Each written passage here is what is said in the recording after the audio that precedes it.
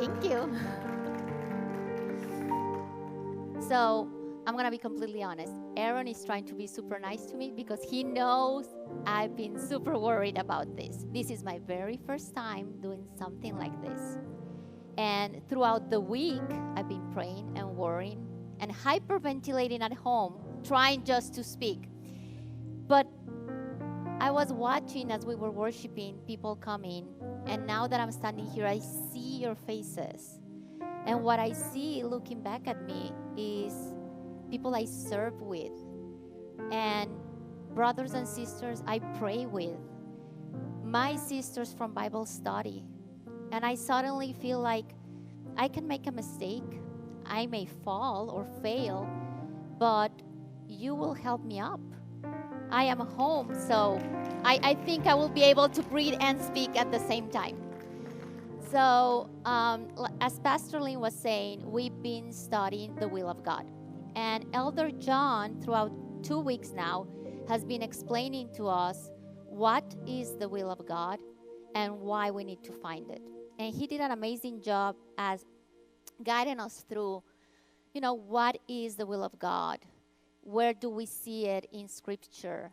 He gave us examples. I love one example he gave us about being under a light, and you have the circle with light and you have darkness around it. And when he said that, I thought, well, if I don't know what I'm looking for, I can be right there in the light, but I won't find it because I will see things, but I don't know that's what I'm looking for. Or sometimes we think we know, and sometimes we do know, but we're looking in the darkness. So even if I know what I'm looking for, I won't find it. So I love all the reference that he gave us throughout 2 weeks, and I actually use a lot of his information today. So let's go ahead and try to see how we can use everything he taught us and new things to find the will of God. And when I think about how to do this or that, my mind goes to a to-do list, right? If I go to a class or a conference or something like that, I want people to tell me what I need to do. I want to know how long it will take, and I want to know what benefits I will get out of it. So, because maybe I won't even want to try. That's how our mind works. Well, when we are thinking about the will of God and the how to, we need to be aware that there's not a 1, 2, 3 list that fits everyone. We are unique. We are alike enough that we can work together, but we have still something unique that makes us us. So what works for me may not work for you, or maybe may work, but not today, because we are all at a different stage of our lives, and our journey is a little bit different. So what I am going to share with you today is 3 things, because at the end, it's me, and I do make lists. So I ended up making a 1 to 3 list. It's not in order, so you can use at different times in different ways.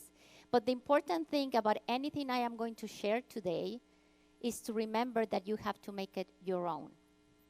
Whatever you hear, whatever anyone else tells you, we always try it, tweak it, and make it work for us. So, how do I find the will of God?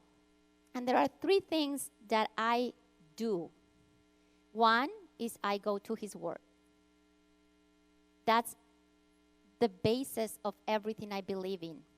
And His Word is kind of a blueprint.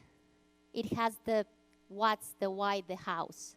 So I need to go there if I am looking to how to find something related to my God. The second thing I do is the renewing of my mind. And this sounds general, right? It can be anything. But we are going to ease into it, and I'm going to tell you how I understand the renewing of our minds. The last one is prayer. And we are going to talk about this too. And I use the word ongoing because prayer, for a lot of us, I know that for me, for many years, was something I did in a specific way at specific times.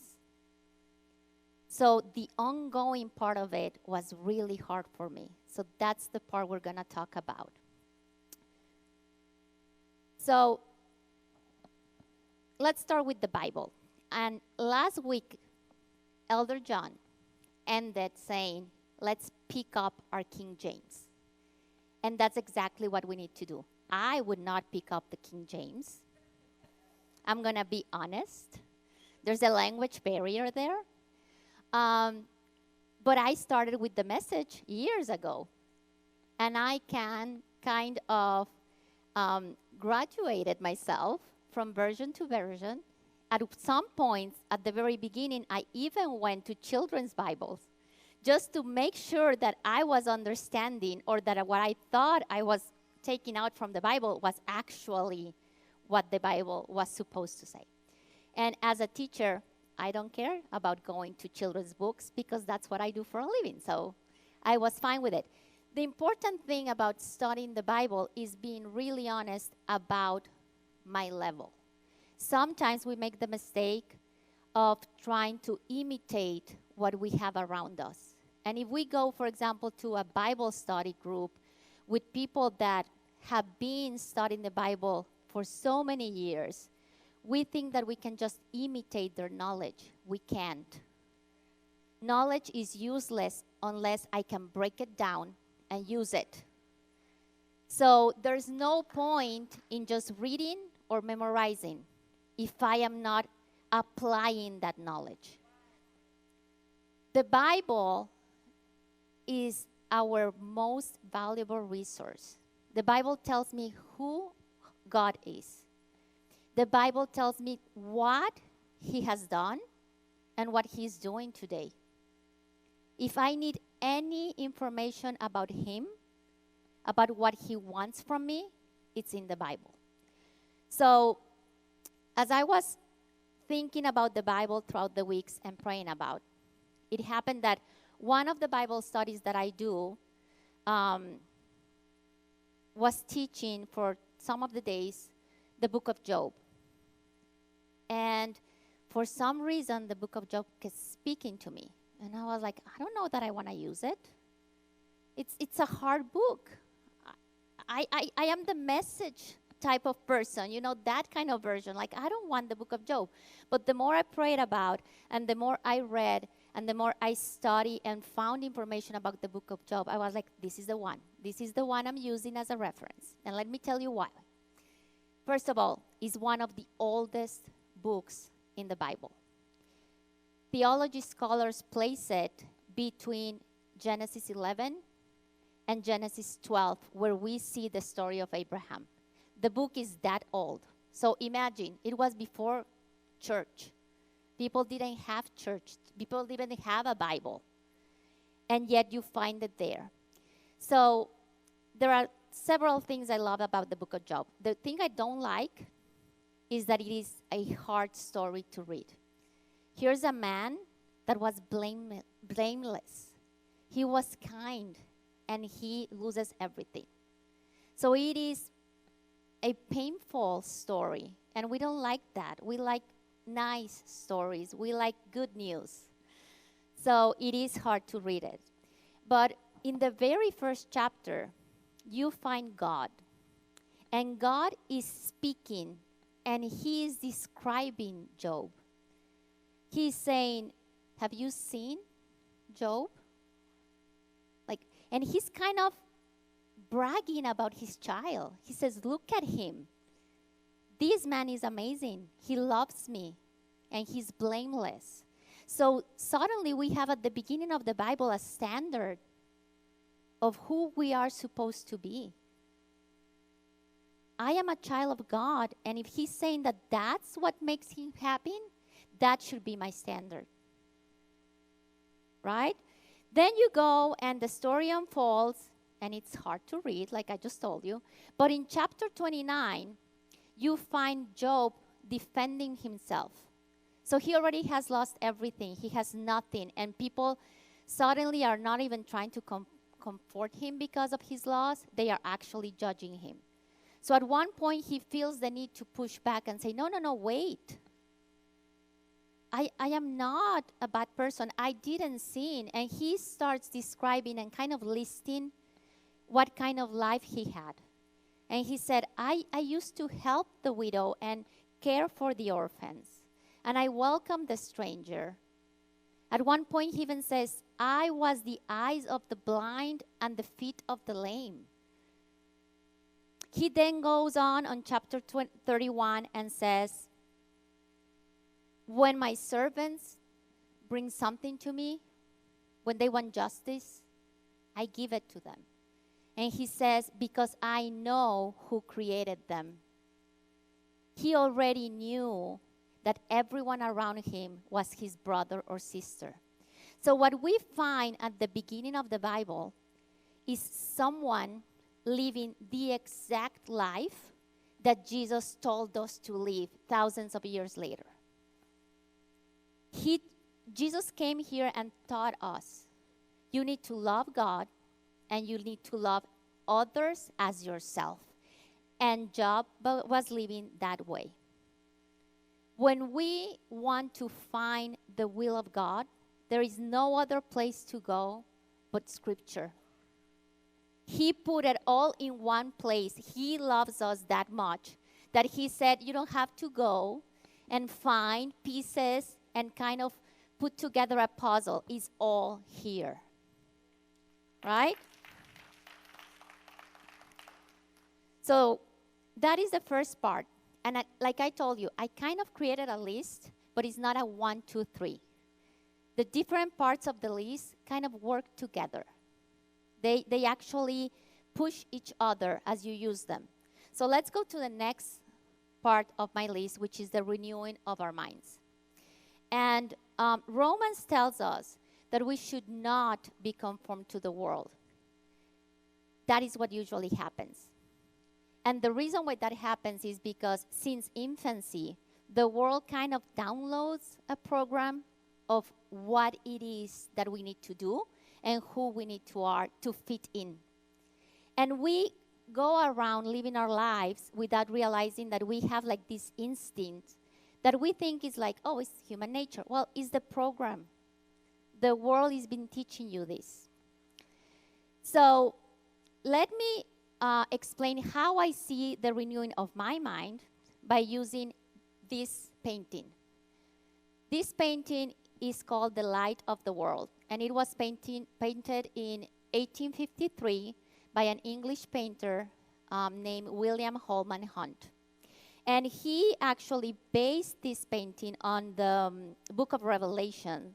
I think it's chapter 3, where Jesus says, I will knock at the door, and if you open, I will come in, and I will eat with you, and you will eat with me. Well, when I saw this painting for the first time, I saw my Savior at the door. And the first thing that I thought, it was like, wait, why is he knocking? He can actually open the door. He is that powerful. Why is he waiting for me? He can just open the door at will. Right? The other, as I was thinking about that, I saw the door, and I see there's no handle. You cannot open the door from the outside. That door only opens from the inside. But pay attention to the door, and you will see that it's completely covered almost by weeds, which tells me whoever lives there has not opened the door to see the mess they have. Right? So I thought about that, and I was like, oh, wow. I hate weeds. I hate them because they mean work. Whenever I see them in my flower beds, they mean that I have not been paying attention. And I immediately thought, do I do that? How often do I do that? So that painting makes me think about what I need to do. And I thought about my choices, my options. I can simply not open the door and stay inside that comfortable house that no one can see apparently, so I can do whatever I want. Whatever mess I have hiding behind the door, it stays there.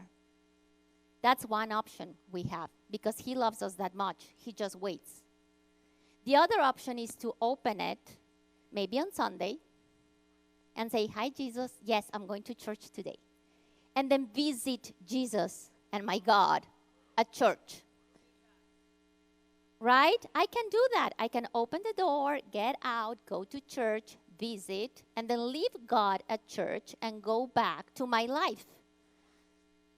But if I truly want to change, if I want to renew my mind, I need to open the door and I need to step back so my Savior can come in with his light and show me what mess I'm hiding. I need his light to see it because we are that bad at judging ourselves, right? We are never horrible. We are kind of okay. So I need him to show me. I need him to say, this is what you need to change. And I'll be here with you as you change it.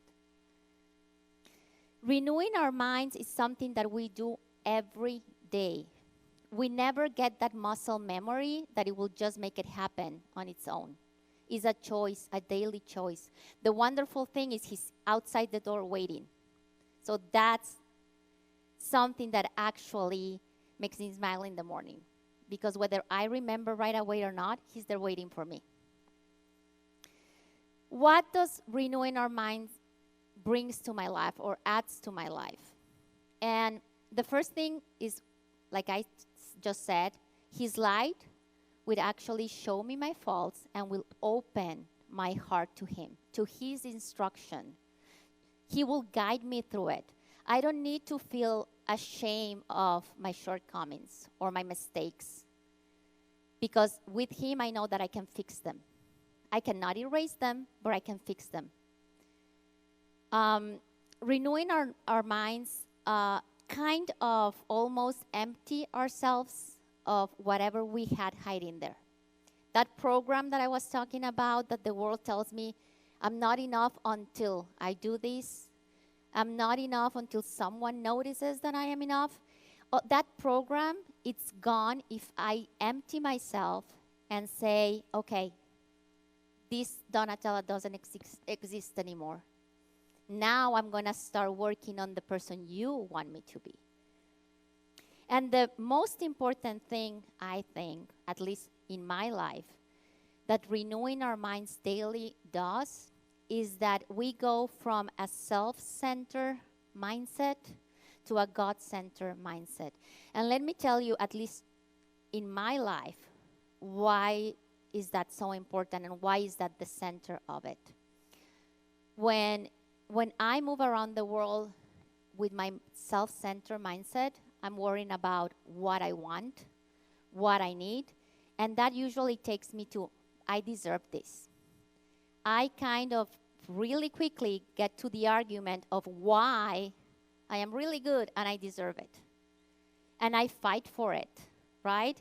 And usually when I see the world through my self-centered nature, I end up always in situations in which for me to win, someone else has to lose. Right? And I'm okay with it because I already convinced myself that that's life. When you change and start living a God-centered mindset, suddenly I know that he's walking around with me. He's never leaving me. I already opened the door. He's walking with me to work or anywhere else. But what happens then is that I know that as much as he loves me, he loves everyone else. And if he's walking around with me, he's walking around with everyone else around me. And if I suddenly want to be rude to the cashier because she's not being fast enough, actually, my Father is staring back at me. He's with everyone. So I cannot just see people. I suddenly see brothers and sisters everywhere. And I cannot be the kind of person that my Father doesn't want me to be. So that is the most important thing that happens when we open that door and let him in. is that suddenly it's not about me, it is about us, right? The third part of this kind of cycle that I created that moves around together and works together is the prayer. And like I said at the beginning, it is not easy to go from having times of prayer. Like I used to have my morning time, and when I was already in bed, I was ready to go to sleep and I will pray to close out the day. But that thought that I had to pray continually, the Bible tells me this. The Bible tells me that I need to pray about everything. And I was like, how is that even possible? Do I either do something or pray? So I began thinking, how do I do it? And I began praying, like, please teach me, because I don't know how other people do it. And I thought about me and my best friends, or me and my spouse. We talk daily, and I talk a lot. So there's a lot of discussions going around my day. But we talk daily. And it's funny because whatever we're talking about doesn't ever seem to have a period that kind of ends the discussion. It's always like going on, and we can catch up 3 days later and say, remember I told you about my test? Perfect. And my friend knows if I'm talking about a medical test, if I'm talking about an evaluation at work, if I'm talking about school, because we have this kind of ongoing conversations that never stop. And I thought, is that what you want? Like, you want me to bother you with everything I do? You want me to chit-chat while I'm doing the dishes? And I realized as I was thinking about it and I was practicing that that's actually what he wants. He wants me that if I am at work and suddenly I'm going to be kind of mean to a co-worker, to take a step back and say, should I? And he will tell me yes or no, because I will know when it's a yes. If I am out with my friends and we suddenly have this super juicy gossip, and I have the best part of the gossip, and you're about to say it, and there's a little voice saying, should you? Because she told you that in confidence. And you're like, oops, sorry, God, you're right. That is what ongoing prayer is that I involve him in everything I do. Sometimes I'm cleaning my house, and I start thinking, like, really? I don't want to. And he says, you have a house. And I was like, you're right. And the mood changes because I have allowed him to kind of text me, and we text back and forth, like with my friends, saying, yes, do this. No, don't do that. You know better. And it never stops. Don't get me wrong, I still have my prayer time. I still have my study time and alone time because it's needed. But regardless of where I am in contact. We are in sync. I know he's here. And we talk to each other throughout the day. So before we finish and we put all this together, because each part works together, each part grows and feeds from each other. I need to open the door every day. I need to study my Bible every day. I will not be able to use it out there if I don't know it. And I have to pray every day, because if I don't speak to him, why will he speak back to me? Right? If I am not open to listening to him, then what happens? There's no communication. So in Romans, in chapter 12, Paul says that we should offer our lives as living sacrifice. And I love the word living because it means that it's today. I don't need to wait. I don't need to worry about when. It's today. I can do it at any time. And it says that I need to present my life as living sacrifice to him. And I was thinking about this, and for the last few weeks I've been praying about it and studying Romans. And then I was like, presenting my life as that's huge. My life, it's everything, right? And I had this image in my head of my favorite thing, one of my favorite memories. And one of the things that throughout my life I have enjoyed very much is getting my children the perfect gift. You know, when you love someone, you love to give them what they want, right? You get to know them and you see them every day and you know the things that make them happy and you want them to have it. So I saw this image of my children opening up a Christmas present, looking when the wrapping is gone, and just having the biggest smile on their face, you know, the kind that says, thank you, thank you, thank you, and they jump and they hug you and they kiss you, and that kind of image stays with you forever. And I said, if I were to put all my life, every single choice, every single thought, everything that I've done, and then wrap it, even if I try to wrap it with the most beautiful paper, and I give it to my Father, what would happen? Once that beautiful wrapping is gone, will He open, look, smile, and say, oh, thank you? And you know, it's that face that kind of tells you that they are thinking, is there a gift receipt in there? Or, even with all my mistakes, will I put everything in there? Will He open it? Smile the biggest smile. Look at me and say, Donatella, you know me so well. This is what I wanted. Right? So I think I've been really honest about what I want to put in the box, what I want to present as a gift.